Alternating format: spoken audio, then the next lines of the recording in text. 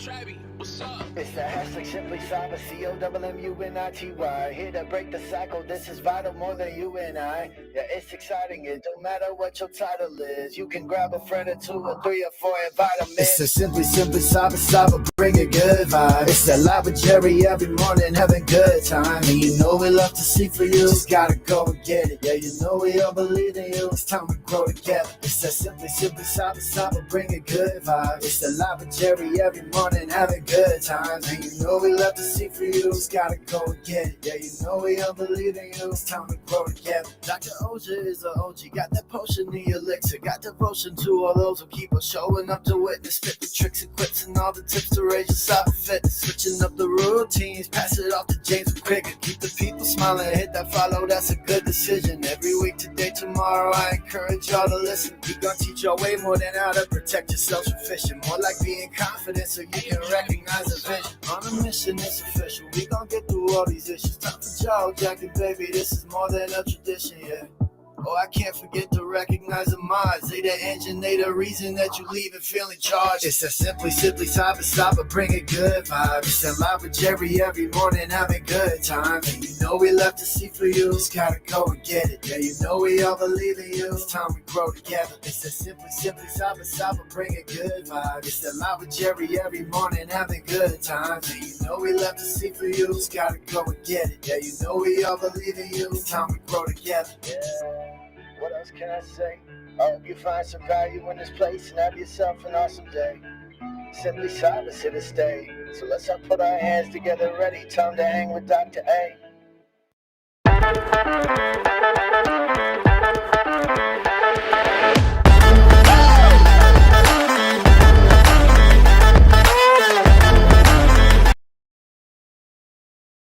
All right, good morning, everybody. Welcome to the party. It is Friday, January 10th, 2025.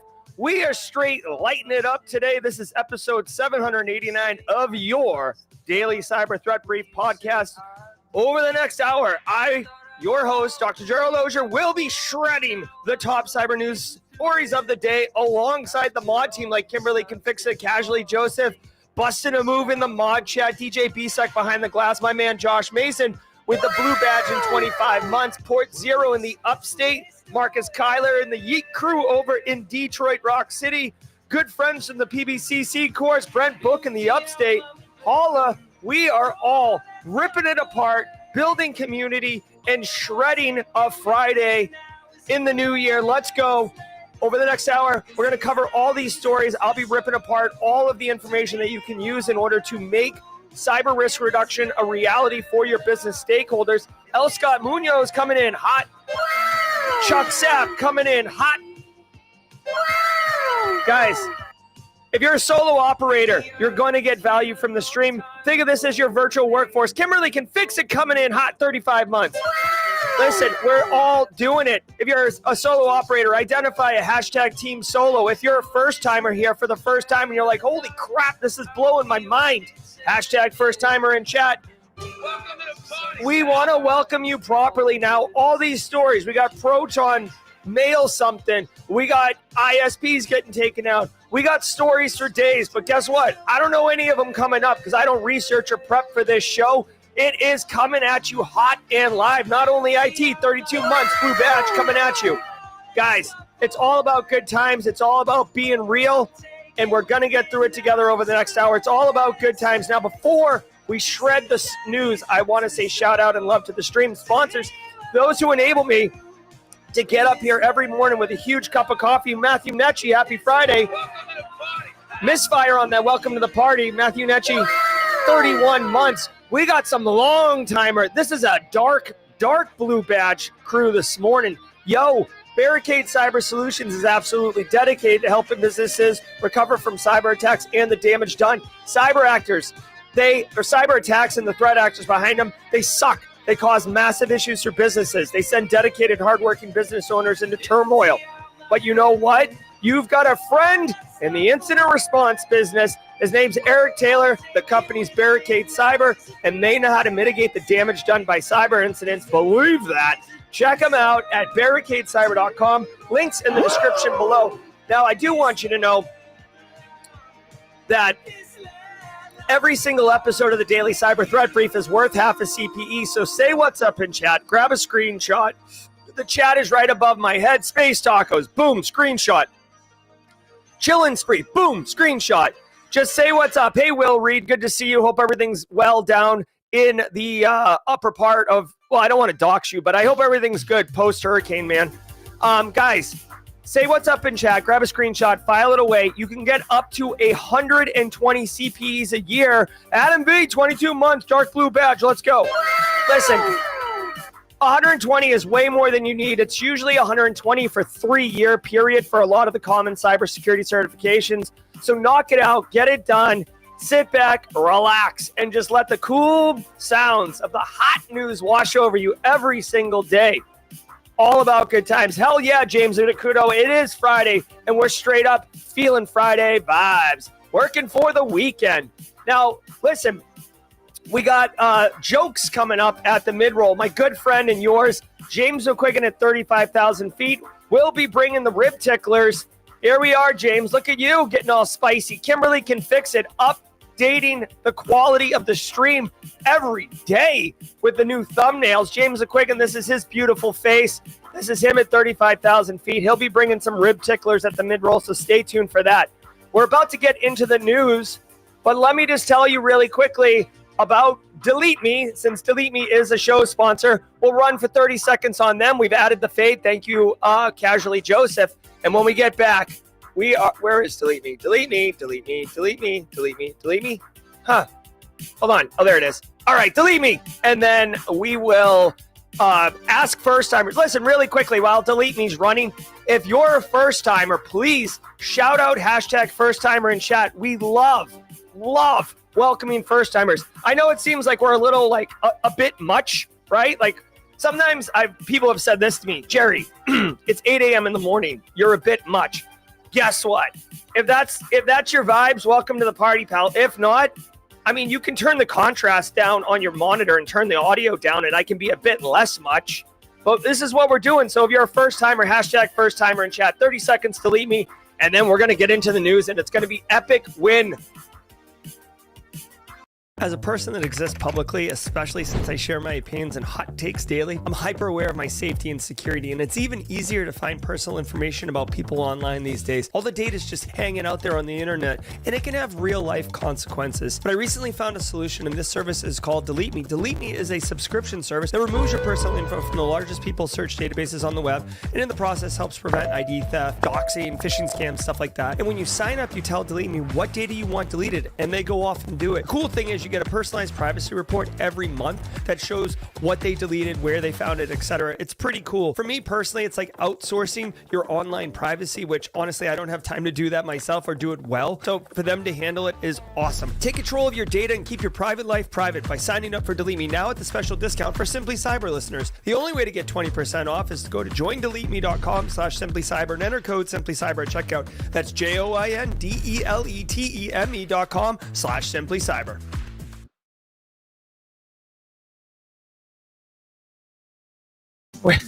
Well, let me know, guys. Again, we're trying to work through the production issues with it getting cut off too much. Let me know. I see the longer pause. Please getting some feedback in chat about whether or not the cutoff is nice.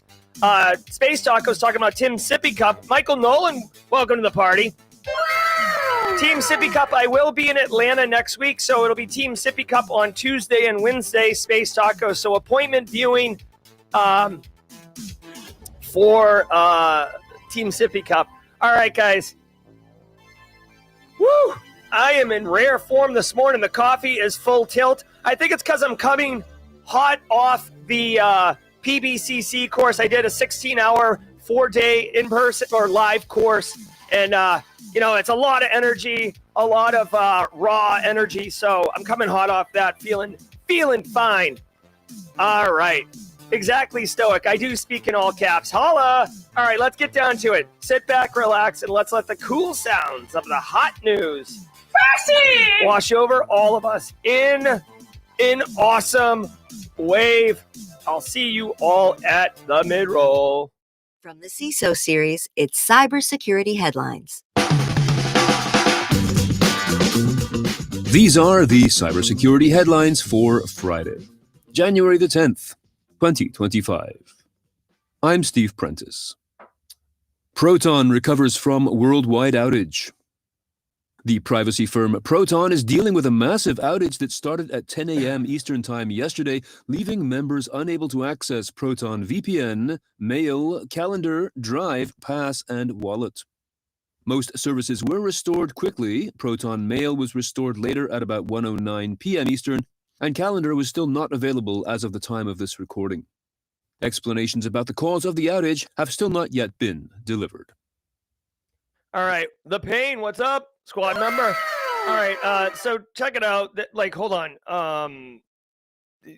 This kind of sounds low key. Proton restoring connectivity to Mail at 12:37. It's now working on restoring Calendar. All services restored. All right. I wonder if you're ever looking. This is like single-handedly the best resource on the internet for outages. It's called downdetector.com, and basically it's all the major sites. I'm wondering if Proton is on here. Let's look. Proton is on here. You could see here yesterday they had the spike of issue, and it's still yellow, which would had me believe it's not good.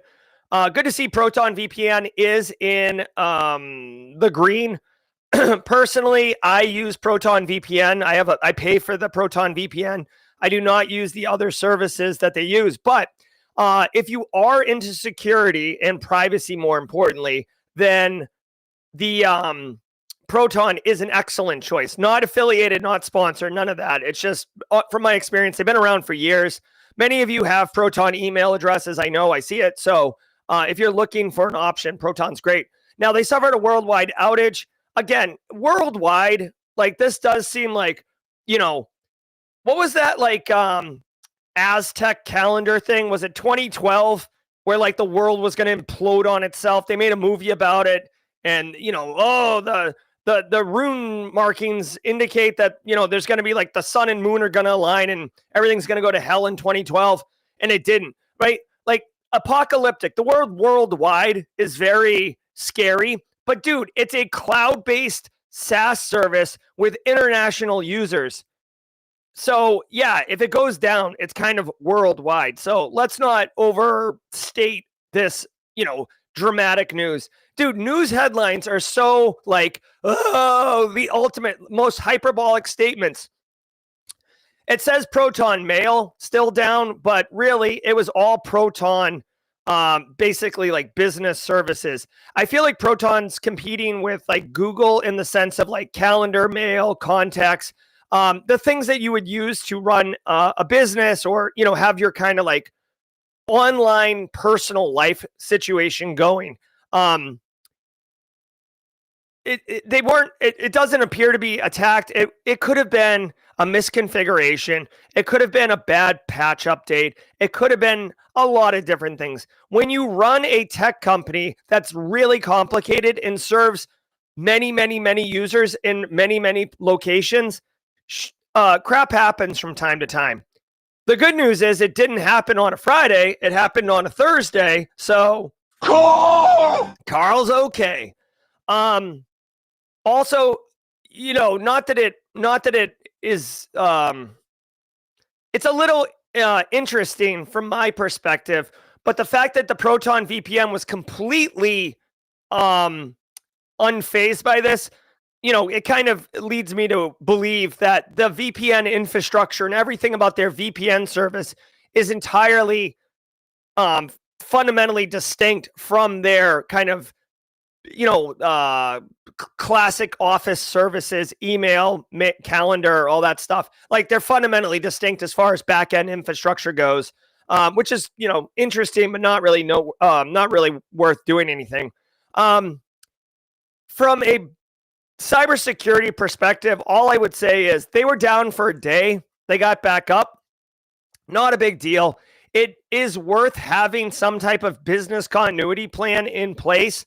And here's a thing that GRC people, by the way, GRC Mafia, we have a emote now. So Jen Easterly, Let's just have a moment of silence for Jen Easterly. Her emote has been removed from the squad tray because she's left office, and now GRC Mafia is there. So feel free, if you're GRC Mafia, to giddy up on that. But for GRC Mafia people, what's worth pointing out is, and this is a term you'll learn in CISSP, and then like only if you're a diehard and not living La Vida Loca will you use it. Recovery time objective, recovery point objective, and like threshold of when to activate disaster recovery, business continuity, business impact analysis, right? So where am I going with all this? Listen, just because email is down, like say you use Proton Mail for business or whatever, or Google Mail, it doesn't matter. Microsoft 365 for mail. The fact that it goes down for like a minute doesn't mean you're like, activate the DR. Like it turns into like a Naked Gun 33 1/3 where like you're punching out, or the movie Airplane, like email's down for a second. You like punch through glass and grab a fire extinguisher and start hosing down your office. How long are you willing to go with services down before it becomes a business impact? Right? Like 4 hours? Dude, it could go down at 5 p.m. and then you like it's back up before 9 a.m. the next day and you never knew. So like you really should be thinking not just about what do we do if we lose access to this communication platform or this application platform or this thing right there, but also like how much tolerance do we have for it to not be accessible, right? Before we start crapping on our pants. Quick shout out, Jay Gold provided this. This is a meme, haircut fish made some time ago. Totally apropos for this situation. Jen Easterly, we salute you. You did good. Hunger Games, fire the cannons off. You know, way to go, Jen. Thanks for your service. Okay. All right, so that's the deal. Business continuity, think about it. Things can go down. Things can go up. It is what it is. Baymark Health announces data breach. North America's largest provider of substance use disorder treatment and recovery services is now notifying patients that their personal and health information was stolen in a September 2024 breach. Baymark said it learned of the breach on October 11th of last year following, quote, an IT systems disruption, end quote. The company determined that the attackers accessed its systems between September 24th and October 1st. The number of individuals who were sent letters was not revealed. The data stolen includes social security numbers, driver's license numbers, date of birth, services received, and insurance information.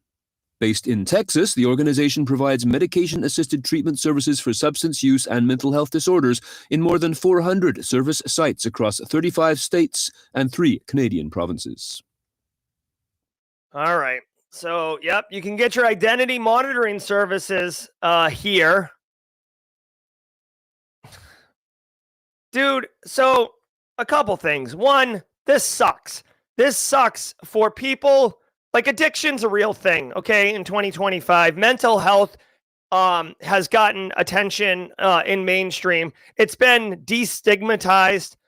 But the thing is, people with addictions, you know, it's a mental health issue, right? You can't say no. You can't stop gambling. You can't stop shooting drugs. You can't stop eating sofa cushions. Like some of these addictions destroy families, destroy individuals, wreck lives, right? So it's real. And the fact that people are getting treatment is phenomenal, right? Some people really do need help to get treatment. So for this data to get it popped isn't great. Now, what's the data here?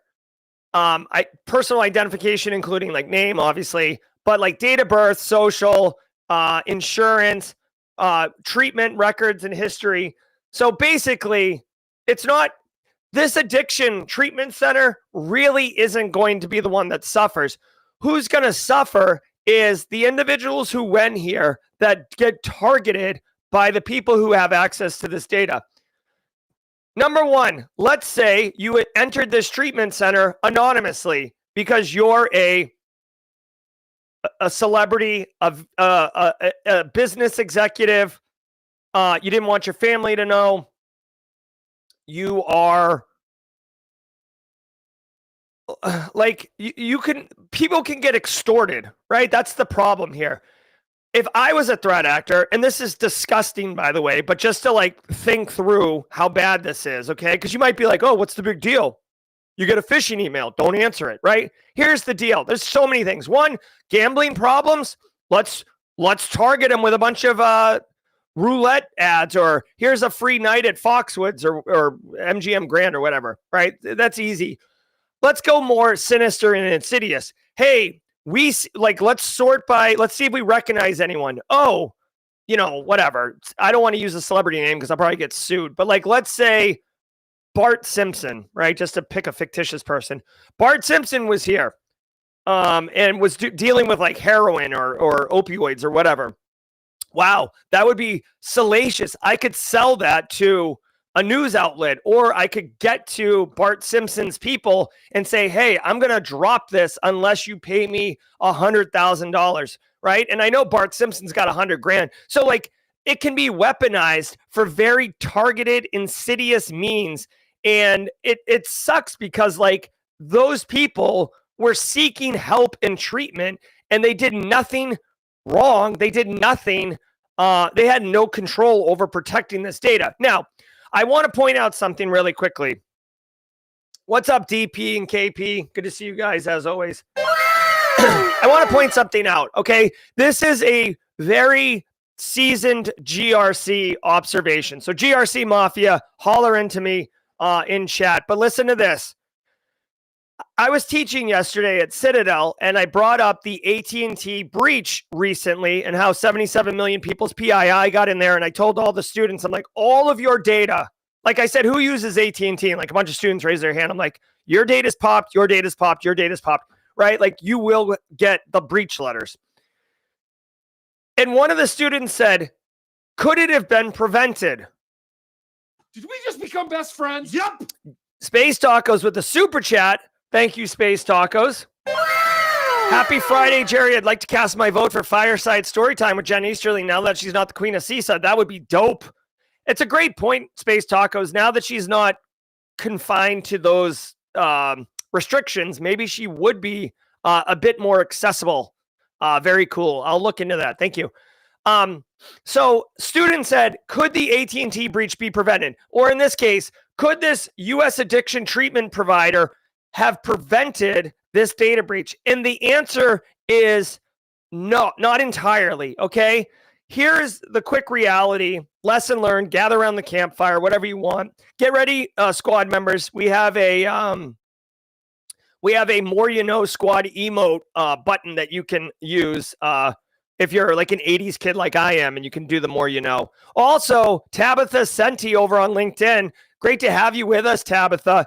If you are on LinkedIn, let me just tell you, over on YouTube, youtube.com/@simplycyber, we are popping off chat. It's a little bit more wild over on the YouTube side. So if you're looking to get frisky on a Friday morning, come on over to the YouTube side of things.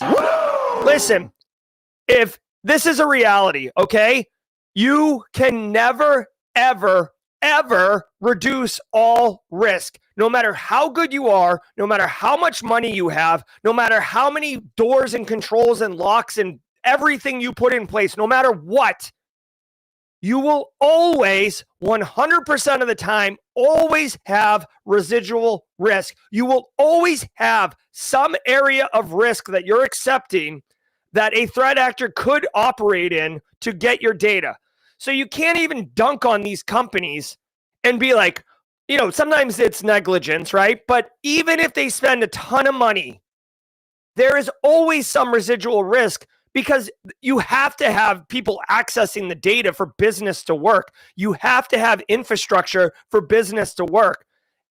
IT infrastructure, the internet, it's a very, very dynamic, fluid thing, okay? It's a system with lots of moving parts and crap happens, okay? So the final thing I'll say, I mention this from time to time. If you go Google the Gordon Loeb model, and I'll type it in chat. If you go Google the Gordon Loeb model, you will see economically, there are diminishing returns the more you invest into cybersecurity as an information security program. Holy crap, what did you just say? Give me a popsicle headache. If I give you $1 million, I say, Space Tacos, I just started a business. I want you to make my business secure. Here's $1 million. And you're like, Jerry, I got you, bro. And I'm like, yes, let's go. And Space Tacos buys a $200,000 firewall, a $300,000 MDM solution, and a $500,000 EDR. She spends the whole $1 million. I've got technology, right? And we've reduced a lot of risk. So we're protected in some ways. Then I say, wow, Space Tacos, you did great. Here's another $1 million. If you calculate how much risk we're accepting, and I give her a second $1 million, the amount of risk that she's going to reduce is not linear. It does not double my security. It actually has a logarithmic curve that begins to have diminishing returns as you invest more. It's weird. I can explain it at very long length. I did a 15-minute lecture yesterday on this principle, but my point is, TLDR, you can do all the things you want, but you will always have residual risk, which is why we have to think left of boom, protecting controls, and right of boom, and cyber resiliency, not cybersecurity. Thank you for coming to my TED Talk. Let's go. U.S. Treasury breach linked to Silk Typhoon Group. Following up on a story we have been watching these past few weeks, it has now been revealed that the Silk Typhoon APT group was responsible for the Treasury hack. Using stolen remote support SaaS API keys through third-party cybersecurity vendor Beyond Trust, it was able to steal data from workstations in the Office of Foreign Assets Control, as well as the Treasury Department's Office of Financial Research. Silk Typhoon's actual name is Hafnium, and it is well known for hitting targets in education, healthcare, defense, and non-governmental organizations. As a side note, the Typhoon appellation is a Microsoft convention for labeling Chinese APT groups, the same way Blizzard is used for Russian threat actors, Sleet for North Korean threat actors, and Sandstorm for Iranian threat actors. All right. So a little bit more information coming in to the basically this attack on the U.S. Treasury. Remember, this one's been in the news a lot lately. They've already cleaned it up, so this is all post-mortem. And they're calling it Silk Typhoon. We've got Flax Typhoon, Silk Typhoon, Volt Typhoon. Typhoon, as they mentioned in the story, is Microsoft's naming convention for threat actors. Microsoft uses weather systems or weather phenomena for this naming convention. They used a stolen remote support SaaS API key to exfiltrate data from the workstation. So basically, they didn't get creds; they got an API key, and they did that. Holy mackerel! Become best friends. Yep. It's so hard for me to. Who's the Mara Levy? My friend Mara Levy. Mara says, I crushed the ACCRF yesterday. Thank you, Simply Cyber Academy and Steve McMichael for the amazing, I assume, training for the amazing class starting 2025 with a bang. Boom. I love myself some Mara Levy. She's great. If you get a chance to meet her at a conference or high five her, definitely take her up on that. Great stickers too, by the way. Congratulations, Mara. And thank you for the super chat. Super pumped for you. Keep the momentum, Mara. Keep crushing. Okay, so they stole an API key. That's a cool photo. Look at that. That's awesome. What are you gonna do, guy? Like if you have these remote RMM is what they're called, but like remote access solutions, you've got to keep control of them. An API key, it's not going to be easy, right? Because it's going to look like it's a legit user authenticating into the box. Again, this is where defense in depth comes in place. Network segmentation. So once they get onto this workstation, they can't necessarily move laterally and get other stuff. Privileged access management. You're not using your domain admin account to like drive around on your workstation normally. So threat actors can't dump that. EDR solution. So if they get on the workstation, they run Mimikatz or something, you catch it and see what's going on. All these things in order to operate right of boom, and limit the amount of damage that happens after a compromise occurs. China is very, very good at espionage and hacking. China's been really good at hacking since, 2012. If you're interested, this is not a like xenophobe, like propaganda type broadcast or whatever. But let me tell you this: if you're interested, this book right here. So if you go to simplycyber.io/books, Christina Paulika, the librarian, maintains this for the community. And this book right here, I read it. Very cool book, very intense. It's called Battlefield Cyber: How China and Russia are Undermining Our Democracy and National Security. Obviously, there's a bit of a bend here, pro America, but it tries to be objective in the facts it brings. But the whole reason I bring this up is because early in this book, it points out that China as a country in about 2009 made a strategic decision, which is wild, but also huge dividends. They made a strategic division to completely downsize their soldier kinetic workforce, right? So basically, number of soldiers marching in Tiananmen Square, like they literally reduced that significantly and turned the focus to have tons of cyber warriors, right? So they made a huge choice to operationalize a ton of their military workforce to be cyber capable. And it takes years to do that, right? Training, work, like processes, standards, metrics, improvements, all these other things. But now, fast forward 15 years, and they are Silk Typhoon, Flax Typhoon, Volt Typhoon. They are all up in everything. And it was a very deliberate, well-executed national decision that they made. Again, I try to be objective here and just look at it on the surface, the same way I talk about threat actors and recognize some of their innovative, novel solutions to committing crime. I don't endorse it, but as a student and as an academic, I can appreciate it. CISA says the exploits are limited to just that agency. Of course, it's an API key to a solution. Not every federal government agency is using Beyond Trust. I worked in federal IT for a number of years as a contractor. Everybody's got their own thing going on, even within agencies like the IRS or Department of Treasury. Within the agency, they have sub-agencies that have their own budgets and their own solutions and everybody's got their fingerprints on everything. So it is what it is. Russian ISP confirms Ukrainian hackers destroyed its network. Hacktivists from the Ukrainian Cyber Alliance group announced on Tuesday they had breached the network of Russian internet service provider Nodex, Nodex, and had wiped its systems after stealing sensitive documents, leaving, quote, only empty equipment without backups, end quote. The hackers showed off screenshots of the ISP's VMware, Veeam backup, and Hewlett-Packard Enterprise virtual infrastructure that were hacked during the breach. All right, so let's look at this. I was talking in mod chat. A Russian ISP confirms Ukrainian hackers destroyed its network. You know what, dude? Russia-Ukraine continues to be very interesting from a cyber capability perspective. Now, remember, for years, right? I'm old, right? I've got gray in my beard. For years, there was talk of like the next global conflict will be a cyber war. It'll be done in cyberspace. Cyber Pearl Harbor, like all the things, right? And in fact, I read a book that, hold on, Cyber Warfare. I think it was an orange book. Let me see. Whatever. I don't know where it is. I put orange book, but it's getting confused with the Rainbow series.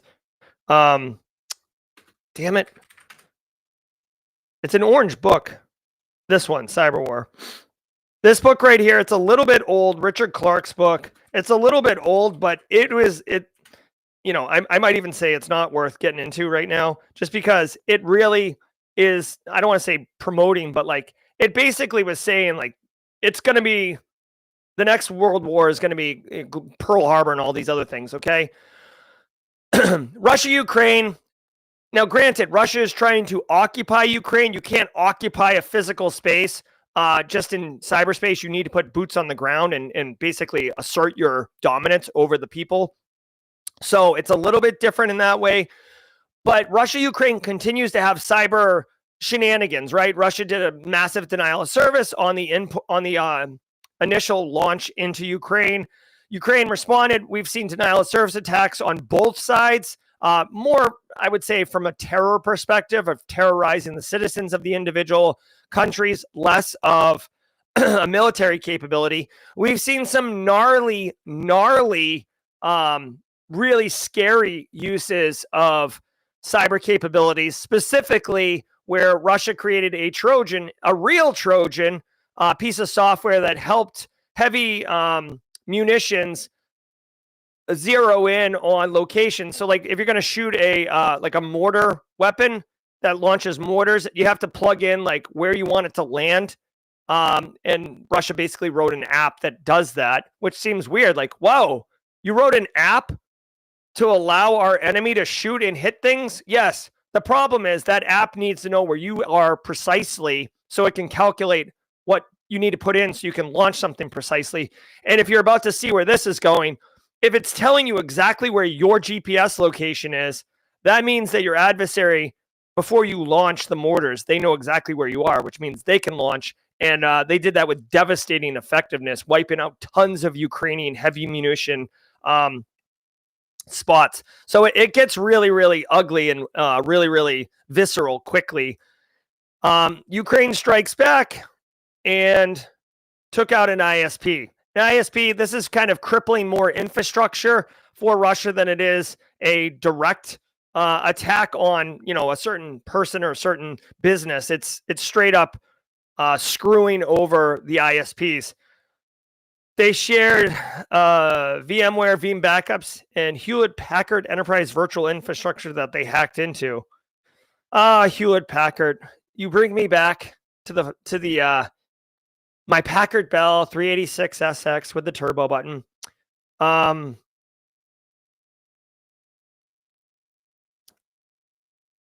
don't know. Oof. How's this for an infographic? You want to talk about confirmed downtime? This is pretty much straight up down. I don't know if they're going to get back up or not. They say they destroyed it, so I don't know exactly what that indicates. The TLDR is, this is, I guess from a cybersecurity risk perspective, you should be ready to have some type of disaster recovery. This, to me, indicates the need to execute disaster recovery. That's another thing you got to keep in mind. Business continuity planning is, hey, like my camera goes down. Let me get another camera up. It's not the same angle, but we're going to continue doing business here. Disaster recovery is I come out and my studio is burned down.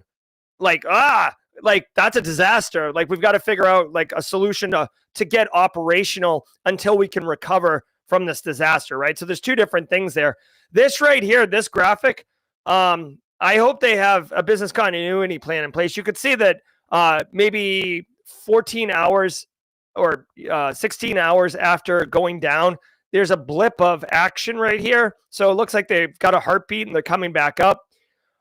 Again, I guess today's the business continuity disaster recovery plan. When you're planning for those things, you need to think through how long can you be down, right? Recovery time objective. How long can you be down before it's game over for your business? Is it 1 day? Is it 8 hours? Some of these like high availability systems have like minutes threshold for recovery time. Like think, for example, right? If the simplycyber.io website went down, it would suck and I would like it to get back up, but I'd be willing to allow 7 days, right? And I'm just like back of the napkin math here. Now, if you're Amazon or Netflix and you go down, they probably have a recovery time objective of minutes.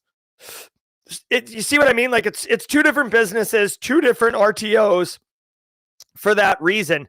But that is a business decision. The RTO value is a business decision. If you work in a business where the cybersecurity people are coming up with RTOs values, that's a mistake. That's not right. You need the business to tell you how long they're willing to tolerate it. By the way, they're going to give you an unrealistic number. They're going to say, oh, we can't be down at all, right? This is a hilarious reality. We can't be down at all. Okay, well, that's going to cost like $3 million because we're going to have to duplicate our infrastructure for high availability and failover. Whoa. We can't afford that. Well, then you can't meet your RTO requirements. What's the best we can do, right? It's like pawn shop, right? Where they're trying to like haggle. It's like 3 days is the best I can do. And it's like, oh man, that really sucks. It's like, bro, like it costs money. You can't wish high availability, right? This isn't Aladdin. You don't get to rub the lamp and Robin Williams is like, skibbity-doo, whoop-de-boo. You get RTO in minutes. Like, we live in reality. It costs money, straight cash, homie, to get high availability. So you need to pick RTOs that are realistic, and those are hard conversations. Thanks to today's episode's sponsor, Nudge Security. Are you struggling to secure your exploding SaaS footprint? Nudge Security has you covered. Start a free trial today and get immediate visibility of every SaaS account ever created by anyone in your organization. With Nudge Security, you can manage access, ensure secure configurations, vet unfamiliar tools, and automate ongoing governance tasks. Visit nudgesecurity.com/CISO series to get your free SaaS inventory today. That is NUDGE security.com/CISO series. Yeah, and let's hear from ThreatLocker real quick. CISA ad. I want to give some love to the daily cyber threat brief sponsor, ThreatLocker. Do zero-day exploits and supply chain attacks keep you up at night? Well, worry no more. You can harden your security with ThreatLocker. Worldwide, companies like JetBlue trust ThreatLocker to secure their data and keep their business operations flying high. ThreatLocker takes a deny-by-default approach to cybersecurity and provides a full audit of every action allowed or blocked for risk management and compliance. Onboarding and operation is fully supported by their US-based Cyber Heroes support team. Get a free 30-day trial and learn more about how ThreatLocker can help prevent ransomware and ensure compliance. Visit threatlocker.com.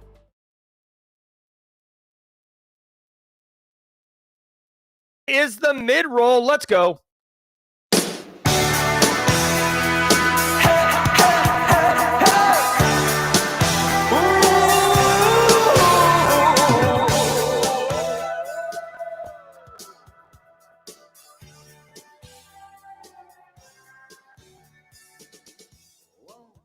All right, so I'm getting so maybe there's some audio issues with my mic or with Restream.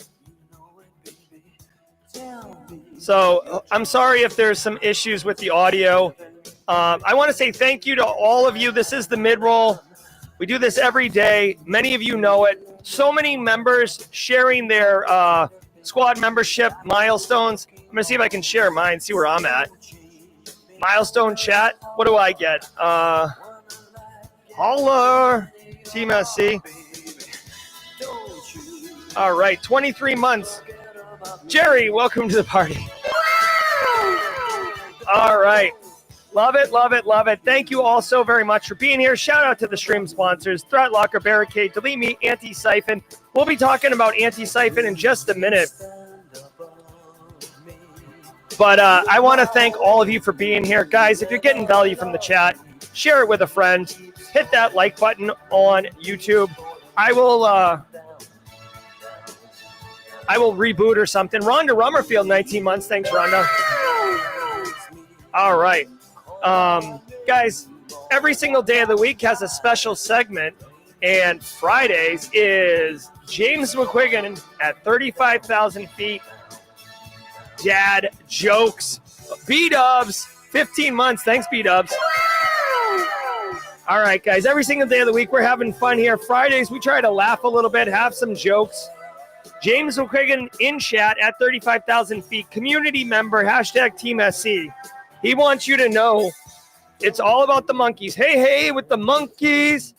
James says, what do you call two monkeys that share an Amazon account? What do you call two monkeys that share an Amazon account? They call them prime mates.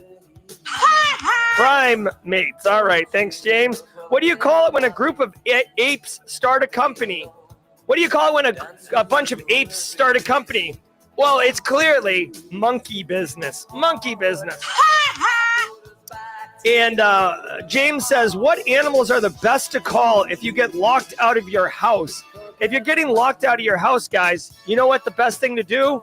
The best people to call? The monkeys. The monkeys. All right. Thank you, James McQuiggan at 35,000 feet. I want to let everybody know, if you are digging on James McQuiggan at 35,000 feet, he does have a YouTube channel. He was a member of the PBCC course, and he's got dad jokes for days.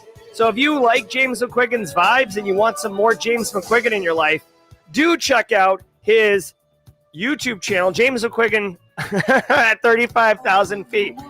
We're about to get our la la la la's on in just a hot minute. All about good times. Guys, I hope you're having a great Friday. Stay with us because we're going to be doing the second half of the show. And at 9 a.m., panel jaw-jacking. Fleetus is going to be on there and some other special guests.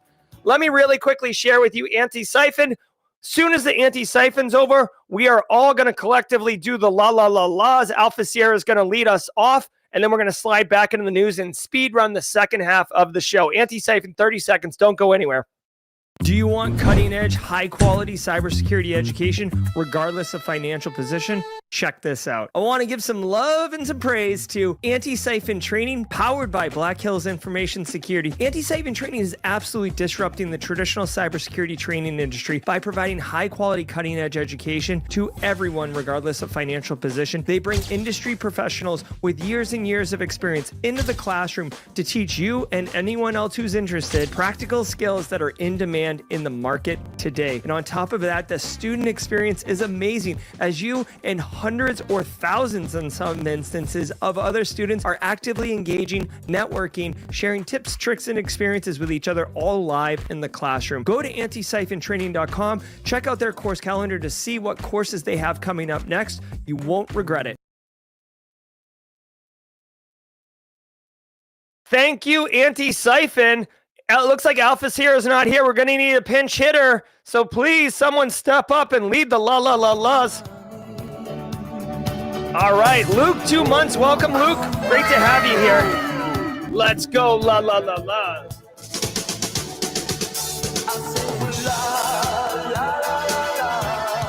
Bill Stafford with the win. Space Talkers with the win. Valentina with the win. Terry with the win. Downey.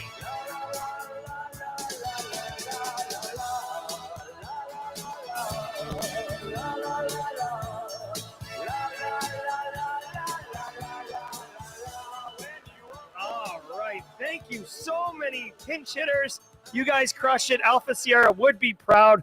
Let's finish the second half of the news strong.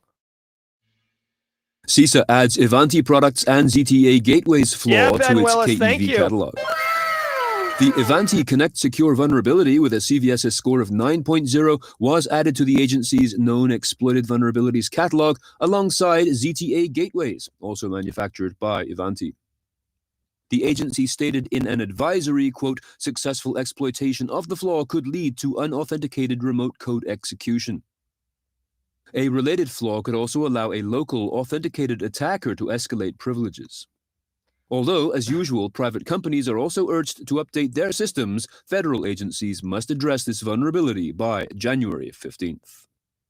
All right. So this was in the news yesterday. Super pumped that CISA is adding this to the known exploited vulnerability catalog. We talked about it yesterday. If you have Ivanti Connect Secure, Policies Secure, Zero Trust Architecture Gateway, or ZTA Archway, ZTA Gateway, we looked at this yesterday. I hate to be like a Chicken Little guy. I really am measured when I go to the, listen, in cybersecurity, we could make everything a priority. Everything's a red alert. Oh, everything's going to go to hell. But we try to be measured. So when we do push the red button, like flip up the glass and push the red button, it has meaning because we don't do it often. This is one of those ones. We looked at it yesterday. According to the EPSS score, there's like an 81% chance in the next 30 days, if you have this vulnerability that is exposed, you will get compromised. I don't like those odds, dude. unless I'm betting, right? If I was gambling and I had an 81% chance of winning, I'm putting it all on the line. Let's go. I'll take those odds every day. But if it's you getting your business compromised and like a mud hole punched in the side of your architecture, you don't want that. So please, please, please, if you are running these technologies, absolutely make this a priority. We said it yesterday on the stream, so hopefully you got it taken care of on Thursday. I will point out today is Friday, and if you try to go to your IT infrastructure, your network engineers, your security application technology engineers, and you said, hey, I know it's Friday, but sure would like to get this sorted out, they're going to be like, ain't nobody got time for that. But you definitely do not want to wait until like the next maintenance window to get this sorted out. Even if it's a Band-Aid, like they probably have some workarounds, honestly. Usually vendors will, the vendors will release some type of workaround. This is from Ivanti directly, okay? A patch is available. You gotta patch it, right? But you don't just you don't just fire a patch into production and then go get tacos or punch out for the day. That is how you end up with situations like this, our first story. Okay, I don't know if this was because of some infrastructure changes and went down, but this feels like a Carl thing, not a cyber attack thing. And if you just go ham with a patch on a Friday, you could end up working all weekend. So you got to be careful, okay? There might be a workaround in here. So they do say here's how you check to see if you have it. They tell you how to look if you've been compromised. If you are, you have to do a factory reset, which sucks big because guess what? Factory reset means all your configurations are gone. Now, you might be able to export your configurations, but I don't know if that's possible. And factory reset of your production network technology is typically not something you want, okay? You don't want that. You don't want to run backwards through a cornfield without pants on. You don't want to factory reset your production network equipment. You do not want to get punched in the nose ever. None of these things you want. They do not have workarounds. So the workaround is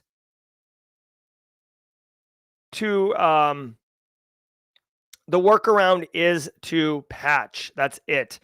They do have guidance here on how to tell if you've actually been exploited. Right here.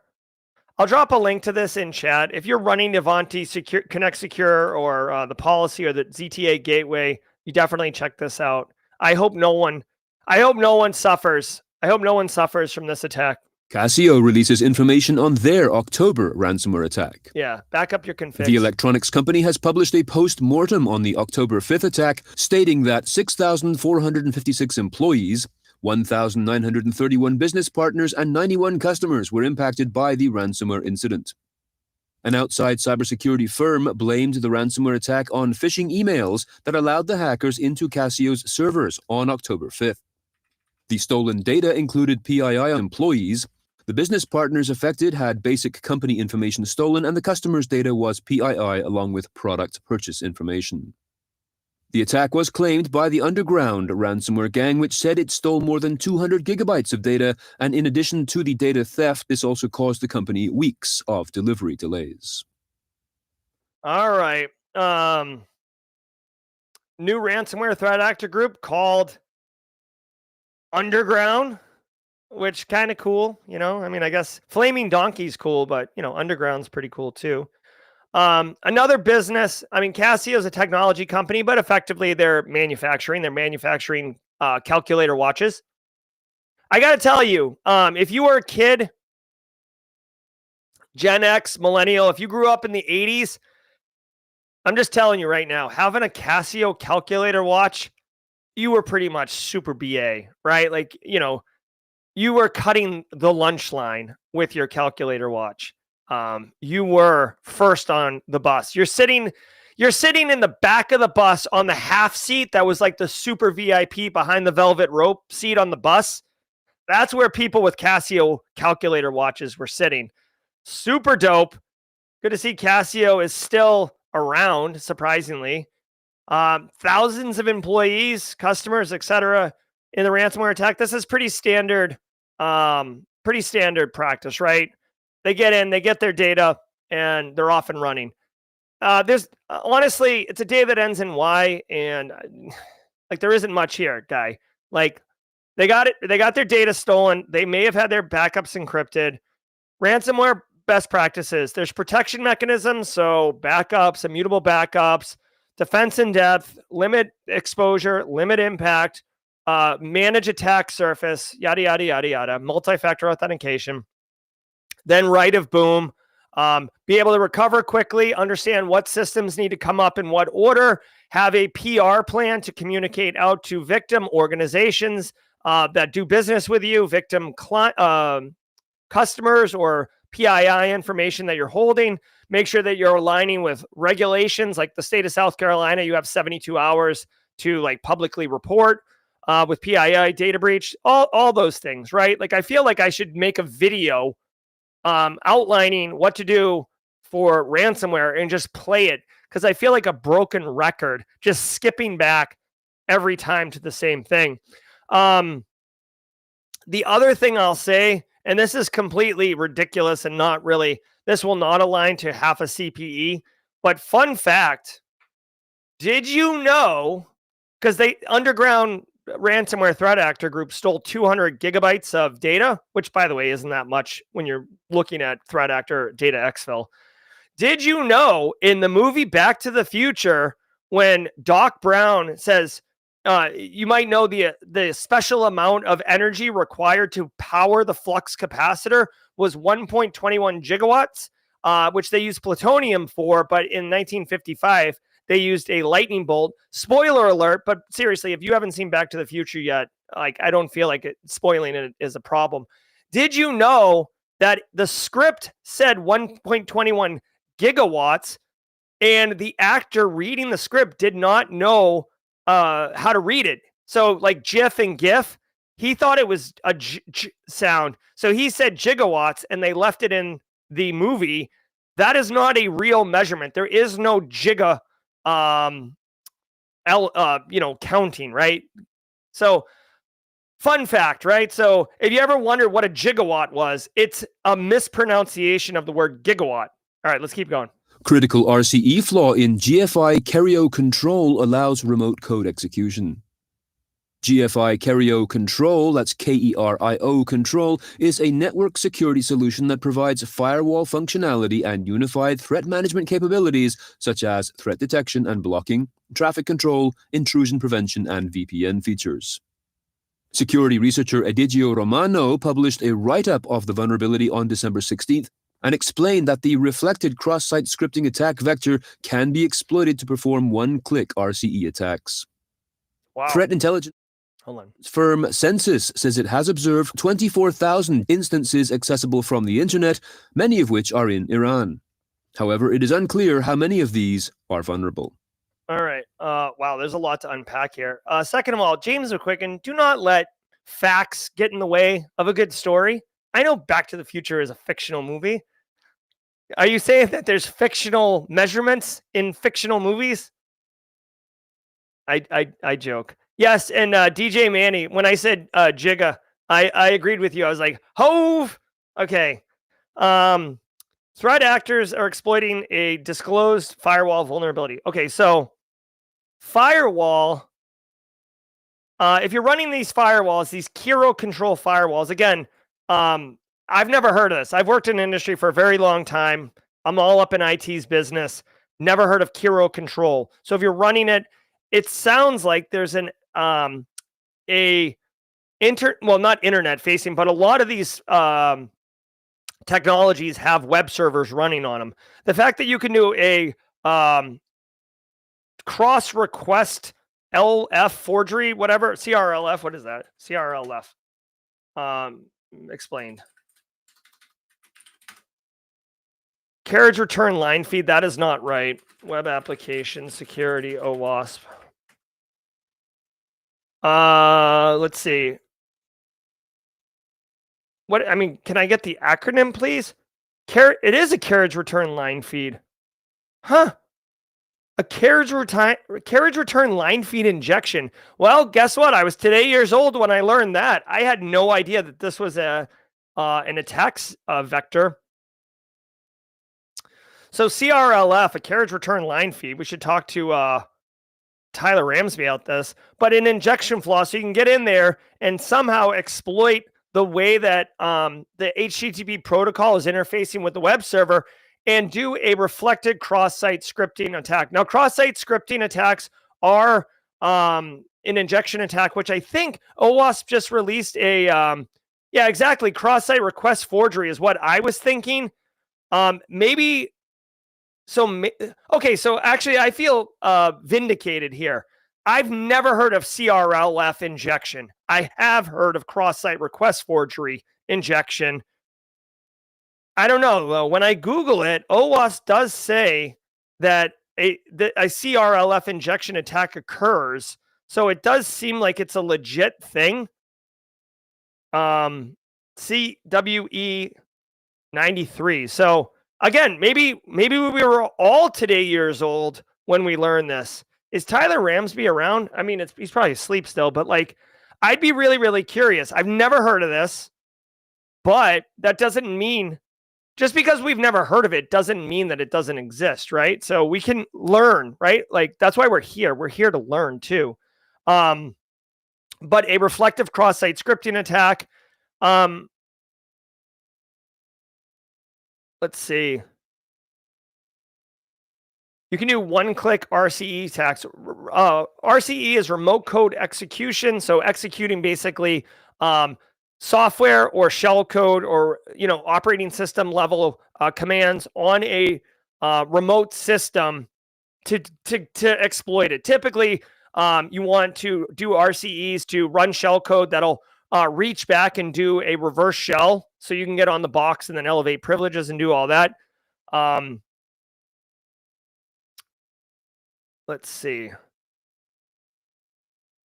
And yeah, it's a sanitization issue.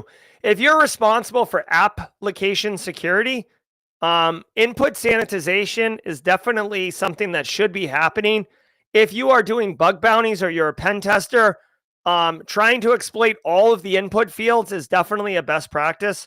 What is the CVE on this one? Here it is. Multiple exploitation attempts. Let's go ahead and look at, oh my gosh. Why can't I? All right, let's look at this really quickly. I'm going to have to manually put this in. But CVE, this is the tool, CVE, EPSS. DJ BSEC, who's in chat, actually has 52875. He has a Python code that does this automatically.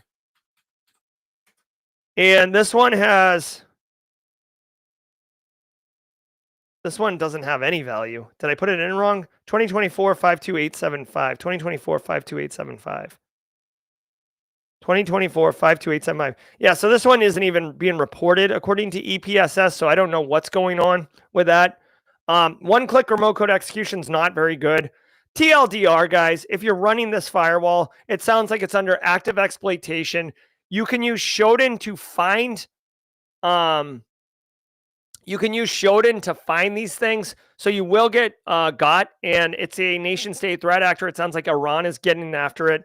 If you want, !EPSS will direct you to BSEC's Python code that you can grab right there. You see it in chat right now if you're over on YouTube. So pretty cool. If we can get Tyler Ramsby on for jaw-jacking panel, maybe we can ask him about this reflective reflective cross-site. Medical billing firm Medusind announces data breach. The Medical and Dental Billing and Revenue Cycle Management Company, spelled MEDUSIND, says that an intrusion occurred on December 29, 2023, and involves the PII, health information, social security numbers, and other government ID on just over 360,000 people. Security Week suggests that, quote, while Medusin's brief description of the incident suggests that the company may have been targeted in a ransomware attack, Security Week itself has not seen any known cybercrime group taking credit for the breach, end quote. Yeah, welcome again to a day. Ransomware attack, data exfilled. We are the victims. This company is going to, suffer some HIPAA fines, potentially, definitely on the OCR breach portal. Probably no financial impact. December 2023 was when it happened. That was over a year ago, and it's being reported now. This is a rev cycle company, so in healthcare, you got to remember, in the United States, healthcare is big business, and insurance companies are involved. Medical healthcare providers deliver healthcare, then they bill you. Insurance companies pay money. There's a whole cycle around generating revenue, which is why they have departments and software and all these other things. This company, 360,000 people impacted. Date of birth, name, address, phone number, health insurance, billing information, payment information, health information, social security numbers, government IDs, identity theft you can expect. Maine Attorney General is the one who is making it get reported. Hello. If I could buy the Maine Attorney General a beer, I would. Like, as far as I'm concerned, if the Maine Attorney General's office comes to the Low Country, drinks are on me because I love what they're doing. I borderline want to get like a Bruins jersey. I'm a huge Bruins fan. I want to get a Bruins jersey and on the back put like Maine Attorney General's office. It might have to go all the way down my sleeves. But if you're interested, the Maine Attorney General office is the reason that we find out about so many different data breaches, because they require companies to be very public about it. And it's awesome. The company could have avoided a data leak by paying a ransom, and they didn't. Remember, we talked yesterday to Brandon Poole, who said sometimes you pay a ransom and the threat actors, they have like a crappy operation and their decryption keys don't even work. And guess what they don't do? They don't warrant their decryption keys. They don't give you your money back if you're unhappy. They just double middle fingers and peace out. So if you work in healthcare, spoiler alert, you are highly targeted. Manufacturing and healthcare are the top two targeted industries for major reasons. If you screw them over, it's really bad, really quick, and businesses in those two industries will want to pay typically in order to recover. This company isn't delivering patient care. They're doing rev cycles. So they probably could have taken the L a little bit easier, but actually like patient care delivery, healthcare institutions are the ones that are going to get impacted a bit more. Whoops. Hold on, misfire.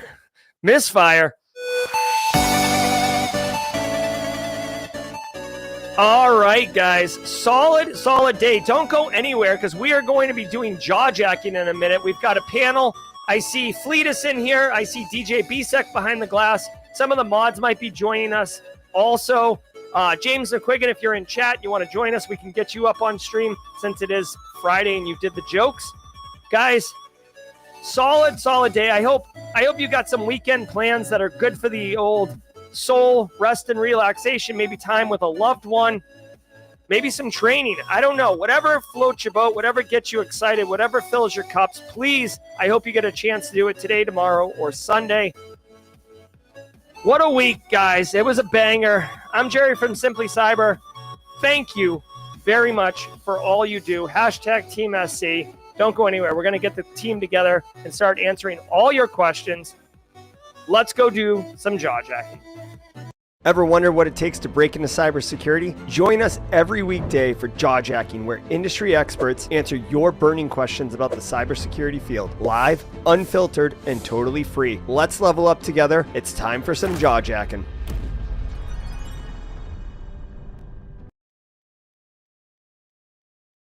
Hey, what's up, friends? Welcome to the party. My name is Jerry Guy. This is a Friday, so we're doing some jaw jacking. We're going to answer all your questions, and not just me talking head or DJ Bisek or Eric Taylor on Tuesdays.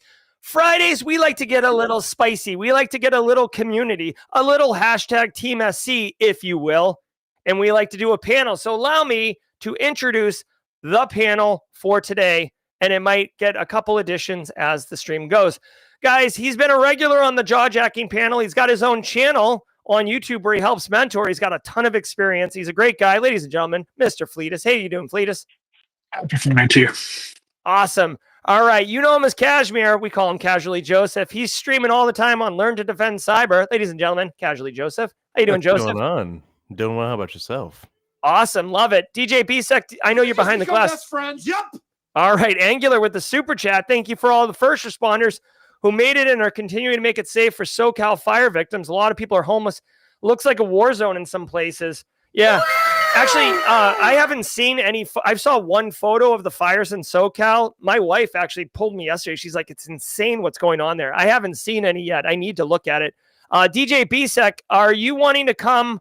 Thumbs up or yes or no? Thumbs up. Okay. So DJ Bsec, you guys know him. He runs the Thursday jaw jacking. He's got a great stream. Great guy. Ladies and gentlemen, DJ Bsec, how are you? Good morning. All right. All right. So this is your panel. Here's how it works. If you have a question, put it in chat with a Q because it's easier for us to find, and we will answer all your questions as best we can. All right. So let me get, let's do this really quickly. I'm going to put names up and we will pull this down, and we've got our names on stream right now. This is good. All right. Oh, so, mine's on there twice. Are you? Yeah. Well, you're a baller, right? What are you going to do? All right.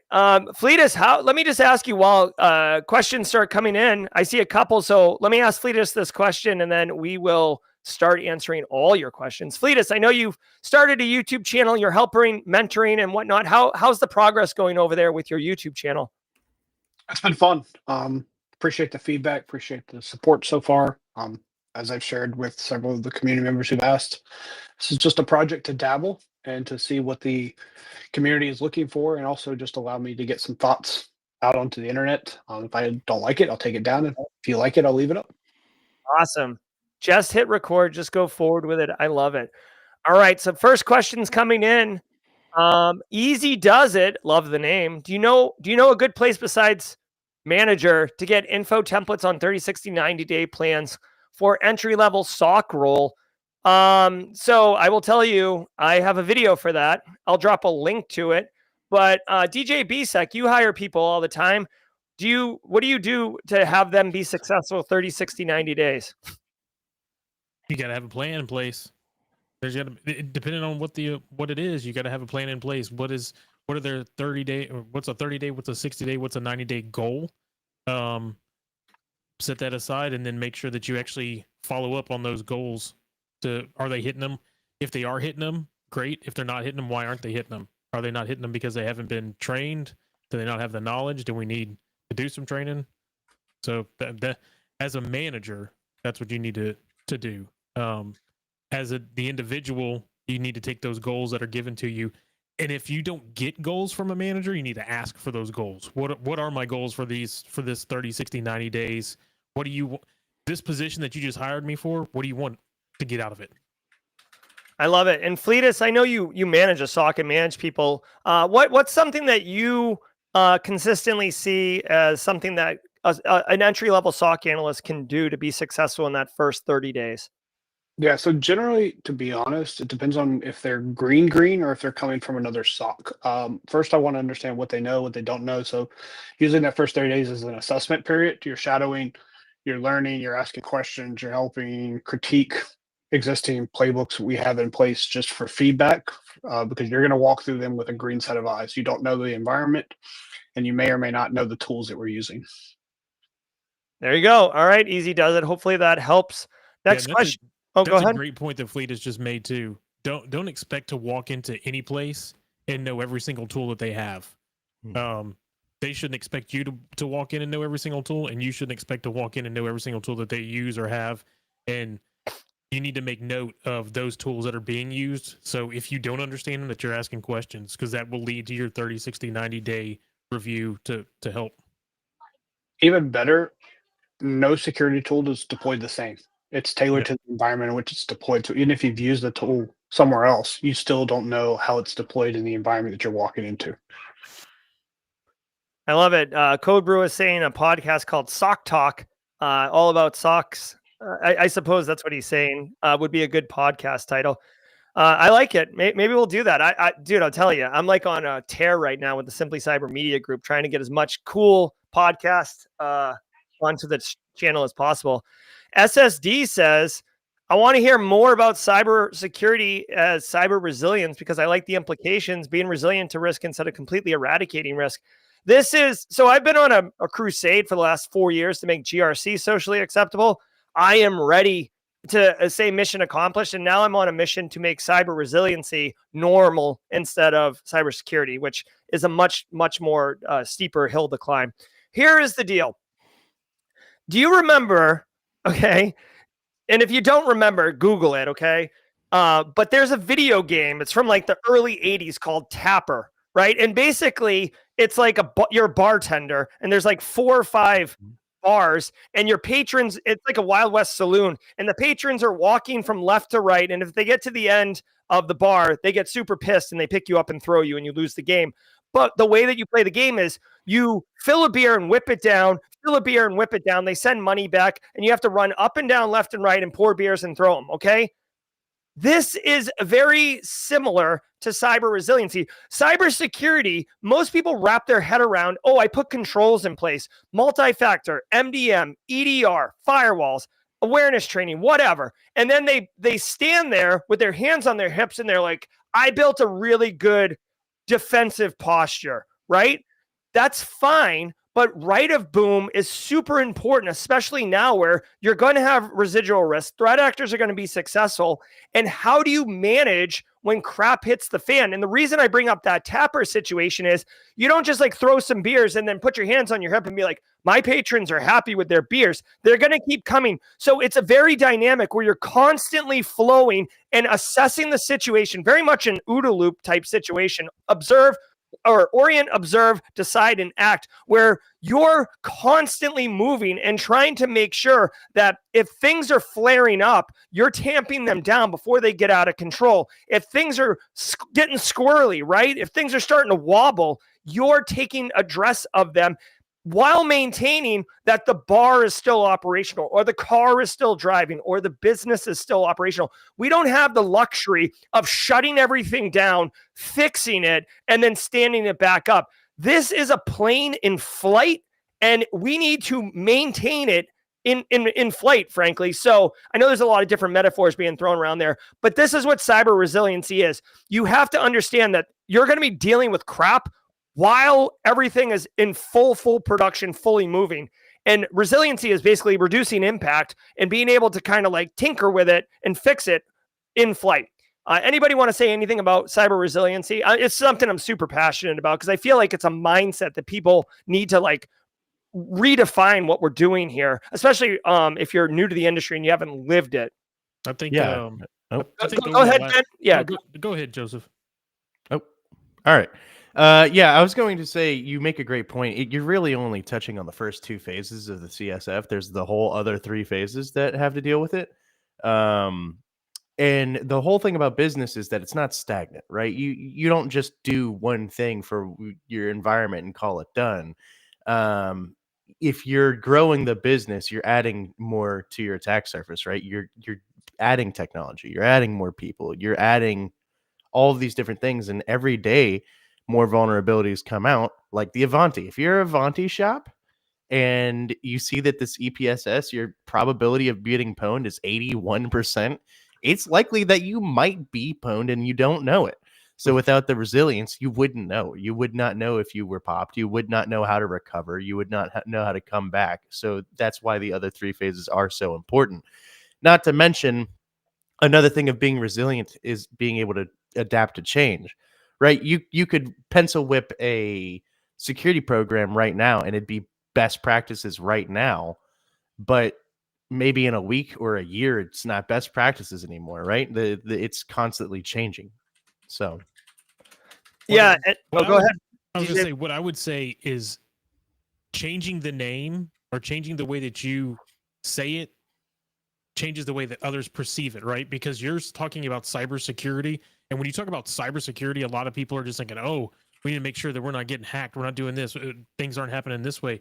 When you step into the boardroom or when you're in a meeting and you're talking about cyber resiliency, they understand those words better than they do cybersecurity. When they hear, oh, we need to be resilient against this stuff, we need to make sure that and it's also when everybody outside of our cybersecurity realm think that we have the know-with-all for everything. Like, oh, you got hacked. How did you get hacked? You're in cybersecurity. That should never happen. Well, no, it's not cybersecurity as in 100%. Nothing's ever going to happen. It's how resilient are we? And I would almost say it'd be smart for maybe somebody, maybe all of us, to figure out a way to come up with some kind of resiliency metric. Like, hey, you have all of these in place, so you're 90% resilient. You're 95% resilient, or something along those lines. Because I really do think the wording helps not just management and upper management, but also when you put in a program, it helps the program to come across as being hey, we're doing resiliency. We're trying to be as resilient as possible against these attacks. Thank you very much. Okay, and I just pinned a comment on YouTube chat. So if you're on YouTube, I pinned a comment. Fleetus actually has a video for that. Yes, Fleetus, welcome to the party, pal. I love having a video for that. It's literally cybersecurity versus cyber resiliency. So if you'd like to double click into this and go into it a bit more, definitely check out that pinned comment that I put on that. Roswell UK wants Kashmir to know that he sees you and likes your technique of repurposing Christmas lights instead of putting them away. Hey, you got to do what you got to do. I'll have nicer lights eventually, but they work for now. I love it. Like in a world like Joseph, like literally started a YouTube channel so he didn't have to put away his Christmas decorations. Like, no, honey, you don't understand. I'm designing my office. Oh, cool. All right. So Jazzy Jazz says, what cloud cert is good to get to say you what cloud cert is good to get to say you are aware of fundamental aspects of cloud, AWS cloud, Google cloud? Fleetus, you got a thought on this one on the cloud side of things? So they all have entry level. So Microsoft has their AZ200, I believe. Don't quote me on the number, which is their fundamentals, which is a high level overview. AWS has several. Google has a ton going on right now. They've got an entire architecture that they're pushing to try to get more people into GCP. So just go out there and Google them. I think there's several of them out there and they're discounted right now, or what I would say discounted. They're only a couple $100 or less to get. There you go. I like it. Elliot Matisse said, and let me know if I say that right. Is it Matisse or Mattis? What are your thoughts on reaching out to a recently exploited company when job hunting? Is it advantageous or bad form? Ooh. I mean, I was going to ask DJ Bisek, but Fleetus is strongly shaking his head. Fleetus, what do you think, bud? So the question there is heavy in my mark. You can reach out, but don't reach out and say, hey, I can help you. Don't come in because there's already enough consultants. Just like when you get in a wreck, you get your mailbox full of letters from attorneys. So be very cautious if you go engage. If they already have open recs, you can mention it. But as we all know on this call, most of us see those recs pop up the week after their incident when they've cleaned out their security team and they're looking to rehire. So be cautious of how you approach. Like, it's okay to reach out and say, hey, I'm here to help, especially if you know someone, but don't come in and say, hey, I'm the guy. You need to hire me. I could have kept this. You don't want to come in as arrogant, cocky. It's not a good feel or look. Yeah, you definitely don't want to do that because now you've put the target on your back as the person that's supposed to fix everything. Yeah, among other things. Plus, like, it's like, I don't know if you've seen that Geico commercial where they're running this campaign now where the caveman is like pissed and kind of jaded that the gecko is getting all the love. Yeah. And there's one where he's playing like a game with another couple, and basically the answer is Geico, and then the caveman's like, oh, and then a guy on the other side is like, you could have used a British voice, and the guy's like, yeah, thanks. Like, it's like, oh, you could have used cybersecurity. It's like, yeah, thanks. Like, I'm literally dealing with a dumpster fire, and you are coming in and telling me I could have done this. Thank you. Like, this is great. Like, this is just what I want. So it could actually backfire. And a little salt in the wound. You don't know what controls they have in place and what they did. I mean, they may have done everything right, and it is what it is. Yep. You know? Yeah, 100%. It's just salt in the wound. That's all it is. Just be careful with your approach. Now, I would say that a company that's been recently exploited might be hiring more soon. So be on the lookout for that. If they may be like, oh, maybe we do need more people in the SOC. Maybe we do need XYZ. So that might be something. If you are in the company that's been recently exploited, budget seems to loosen up a little bit for some reason. Very Whenever quickly. you're like, oh, we can finally do this thing now. All right, cool. It's just you just have to a little bit of tact. Yeah, have empathy. Empathy goes a long way in our industry, across every dimension of our industry. Have empathy. All right, we got some more questions rolling in. Greg Does Stuff has a question, but it's like a part of a question, so I can't bring it up because I don't understand what it is. But Kevin says, what's your go-to or most reliable avenue software to assess your business cyber risk, cost-effective? I mean, that's a GRC question. So let me just bask in the glow of that for a minute. Oh, that's so good. So, I mean, what I would say is there aren't really, I mean, CIS RAM, we covered that actually yesterday with Brandon Poole. You can use the CIS risk assessment methodology or whatever. It's a tool that you can use that's like a spreadsheet kind of interactive type thing. Basically, it's not really a software as much as it is a process or a methodology that you'd want to use. If I was going to assess business cyber risk like entirely, I would do an enterprise risk assessment. I would use NIST cybersecurity framework as the backbone to that. You could use CIS 18 if you wanted to make it a little bit easier from an audit perspective. But what you have to do is, and this is a huge piece of work, you have to figure out what your baseline is going to be like. What does look good here? So CIS 18 implementation guidance 1, you could do NIST cybersecurity framework and choose like an existing profile or choose some controls. You could even do, it's not really good security, but you could do CMMC or 800-171 controls just to see what's up. Anyways, whatever it is, pick those. Then you have to audit your organization against that, which takes time. Then you have to find where your gaps are using Excel spreadsheet, right? Like yes or no, like the inputs. And then this is where the real knowledge work comes in. You have to look at each gap you have, look at your business, look at the threat model, look at your exposure, and then calculate likelihood and impact of that risk being realized, and then figure out, prioritize how bad those risks are, sort by how, worst up at the top. And then that's your cyber risk. And then obviously at that point, you want to start making decisions on how to reduce that risk using resources, people, money, tools, etc. Yeah, go ahead. Anyone else? I just posted a link for audit scripts. If you want to throw that in YouTube, in the YouTube chat, audit scripts has some great pre-cooked Excel documents that come with all the different little drop downs and bar graphs and et cetera to help you check your maturity and risk. Yeah, I was gonna let Joseph know. Yeah, the audit scripts, I just gave you the high level org right behind it. I didn't see Joseph put that in there. I know the founding members of this, and I know who maintains this. They are actively updating all of their resources on this framework. So this will continue to be prevalent. This is maintained as audit scripts was their original baby. They've now grown this into much more free resources. I only know audit scripts because they're just glorious. You boot up the Excel and you're like, oh, just like tabs and bars. You're like, oh man, it's all done for me. Yeah, so it's a beautiful infographic, is what we're saying. Yeah.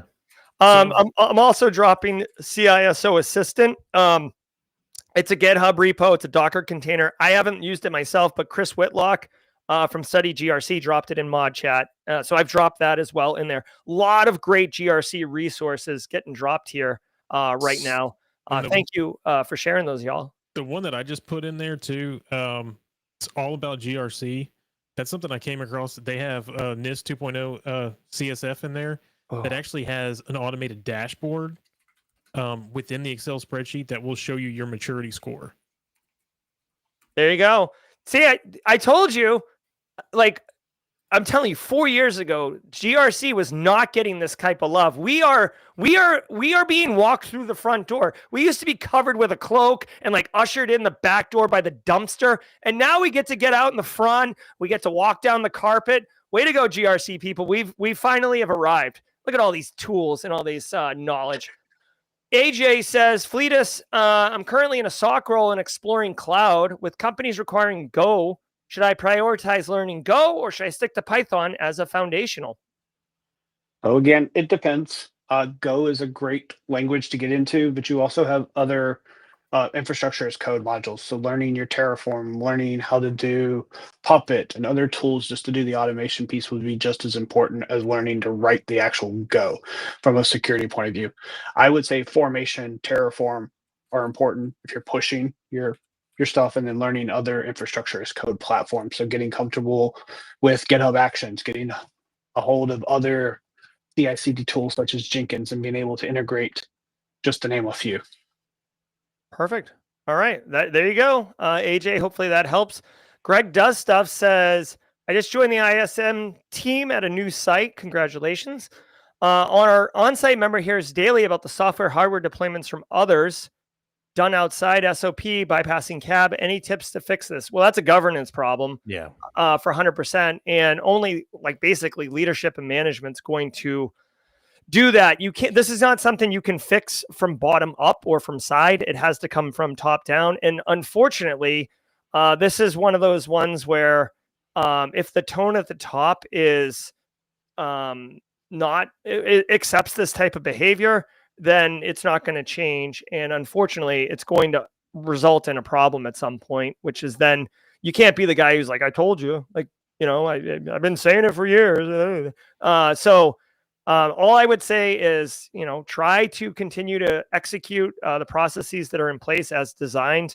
If you get a chance to do like a risk assessment or some type of if you get an external audit done, they're definitely going to find that and get it prioritized. Doing software deployments outside of SOP, outside of CAB, you're going to run into a production issue at some point where somebody, Carl, does something that not malicious, but they just missed a step, or they were distracted, or they were trying to get the hell out of there because it's Friday, and it's going to cause a problem. And when you do the lessons learned, you're going to discover that if they had followed the processes, it would not have happened. So any other thoughts, guys? I mean, unfortunately, this is one of those ones where you just get comfortable, Greg, get a comfortable chair and sit down, because you're going to watch the car wreck, and then, you know, you'll be there for the postmortem.